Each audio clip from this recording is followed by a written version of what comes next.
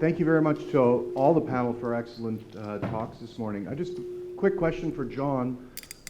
You definitely provoked a lot of thinking.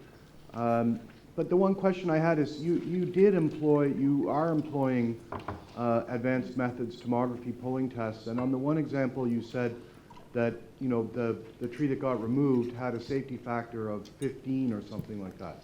So my question to you is, if you and you're also questioning reduction pruning. So if you do a pulling test and you have a result of a safety factor of 1 or less, or 1.5 or less, what are your recommendations then? If they're not reductions. I don't understand your question. Who's talking to me? Can you repeat the question? I don't understand your question. Well, you mentioned with the radial oak that when you looked at it, that actually you had calculated a safety factor of 15, and so it shouldn't have been removed. 50. Or 50. Okay, so fine. So what is the alternative to reduction pruning if you have a safety factor of 1 or less than 1.5, or a really low safety factor after that analysis? Right. So if you have a very, very low safety factor and you want to keep the tree, then you have no option other than to reduce the load. And I'm not saying that you shouldn't do that. What I'm saying is that if you do that, because of the optimized function of the tree, there will be consequences, and ultimately you'll lose stability in the tree because you'll cause vascular dysfunction, and the fungi don't go in through the cuts. The fungi are already there. So by all means crown reduce the tree, but expect dysfunction as a result. And what I would say is that if you can, and if you're talking about safety factors of 1, then you're really on a very, very close margin. Try to do it as lightly as possible over a longer period of time. And one of the problems is that the turnover of arboricultural companies and the billing procedures, the profit objectives and the tender procedures of local authorities do not take into account the fact that trees don't know what pruning is. So trees fail, typically if you walk through a forest, natural forest, or even an urban situation, urban park, trees will fail on 5 or 10 year storm periods because most of them are safe enough. And what we have to do when we're going to crown reduce is try to find points in the tree to predict where the tree would have failed, where the tree would fail, and prune there.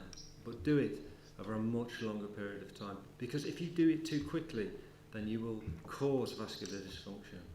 So we have to think ecologically. We have to think about the evolution of the tree. The tree doesn't know what chainsaw is, doesn't know what an arborist is. It understands ice, it understands wind, it understands the damage periods that those kinds of things, those kinds of events cause. And so, particularly when we're dealing with veterans, we need to spread out the work over a 30-year period. I have some slides there which I can show you afterwards, where we've been reducing. We've been doing kind of retrenchment work, but over a 15, 20-year period.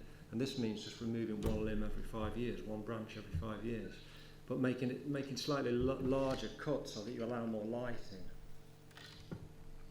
And the other thing that we need to understand more about is biomass scaling. So we need to understand this annual biomass scaling principle, whereby the tree adds annual biomass as a 3/4 power of the total biomass. And that's what you're seeing in the ontogeny of the tree. That's why the tree is naturally retrenching.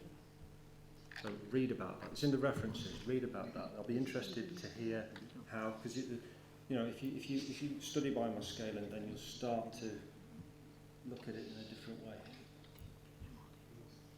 Just time for another question, maybe? Any questions? Well, Nick. Want to stand up so you can see? All right.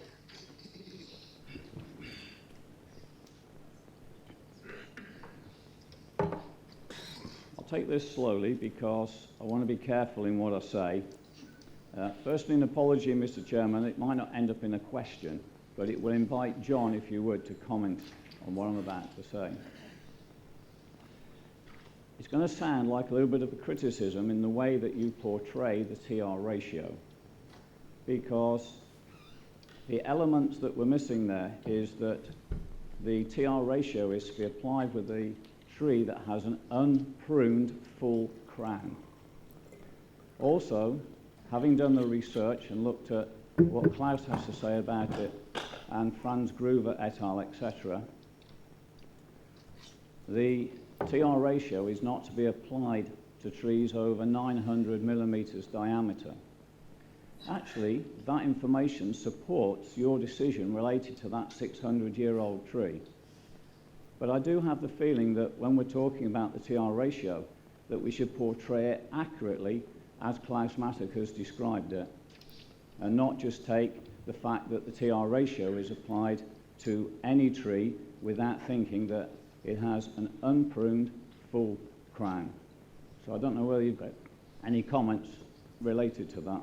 Well, I agree with you entirely, and I apologise if my presentation came across as a critique of the 1/3 rule. I think I did say that, you know, with the graphs that I showed and with the associated commentary, that the T3 rule applies mostly to trees of a smaller diameter, and usually trees with a circular cross-section. And the problem is, I can't stress that enough, is that we as arborists need to be careful where we apply those rules. So I'm not saying that the rule is wrong. What I'm saying is that the application of the rule is wrong, and also Related to it, Yeah. it's just that Yeah. detail No, that no. goes with the TR ratio. No, what I'm saying is that we have to be careful whether we're using pull tests or whether we're using VTA, whether we're using SIA or VTA. We need to be very careful about how we apply the formula and how we apply the methods, and we need to take them with a pinch of salt.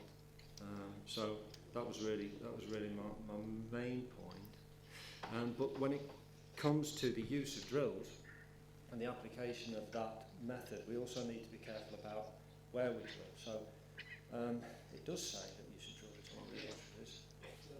It does say that you should drill between root buttresses. And if you look at the